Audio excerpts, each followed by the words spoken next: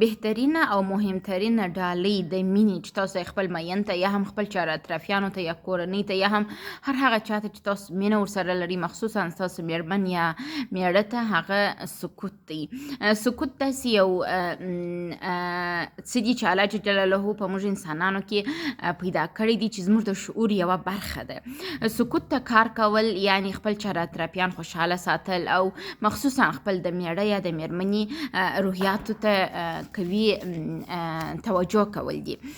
ګوري بعض انسانان وایي دا مشکل پیدا سو، د دې دپاره چې تاسو په دا مشکل باندې سکوت وکئ او بیا په سکوت کې د دا مشکل اړوند څېړنه وکئ او هغه اخري مثبت او منفي نقطو ته ځان ورسوئ. دا روابط چې په دغه توګه تاسو پر مخ بوځئ، دا روابط همیشه کامیابه دي. که تاسو سکوت اختیار کوي په لحظه د هغه وخت کې چې مثلا یا جنگ جوړیږي یا دعوه کیږي یا ګیلې منځته راځي او بیا وروسته تاسو په ډېر منطقي توګه فکر وکئ او کار اجرا کوئ، تاسو به خپل روابط د ټولو سره ساتلي وي. یعنې د سکوت د شعور یو د بهترینو تحفو څخه ده چې الله جل جلاله مشترک کړی ده. تاسو کوشش وکئ چې ډېر اورېدونکی کس واوسېږئ، نه دا چې تاسو ویونکی کس واوسېږئ. ډېرې خبرې نه، ډېر چې شي اورېدل مهم دي. که غواړئ خپل پر میړه یا میرمنې ګران واوسېږئ او هغوی ستاسو سره مسلسل مینه وکړي، کوشش وکئ چې د خبرو ترڅنګ اورېدلو قوه مو قوي کړئ. نو وایي تاسو دنیا ته که غواړئ په نوې سترګه وګورئ، هغه دا دی چې تاسو سکوت کول زده کړئ. بعض وخت د ډېرو دردونو، د ډېرو غمونو او مشکلاتو حل په سکوت سره وي.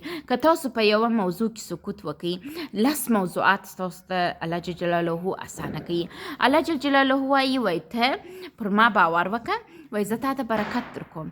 نو کله چې موږ پر الله جل جلاله باندې باور کوو او د 10 نفرو د پیروي څخه ځان ژغورو، ګورئ موږ پر الله باور کوو، وایي چې الله جل جلاله زه په تا باور لرم، لیکن هغه کسان چې زموږ څخه تمه لري چې موږ د هغوی پرستش وکړو، موږ هغوی فالو کړو، موږ د هغوی خبرې ومنو یا د هغوی افکار ومنو، که موږ د الله لار انتخاب کړو، الله موږ ته په مقابل کې څه راکوي؟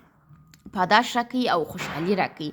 خو که تاسو د الله باور باندې کار ونه کوئ او تاسو د خلکو په خبرو پسې ولاړ سئ یا په غیر منطقي دینونو پسې ولاړ سئ، هغه وخت به الله په هغه اندازه کې تاسو ته برکت در نه کړي لکه څه رقم چې یو مسلمان ته ورکوي چې هغه یو خوشحاله او آرام ذهن دی.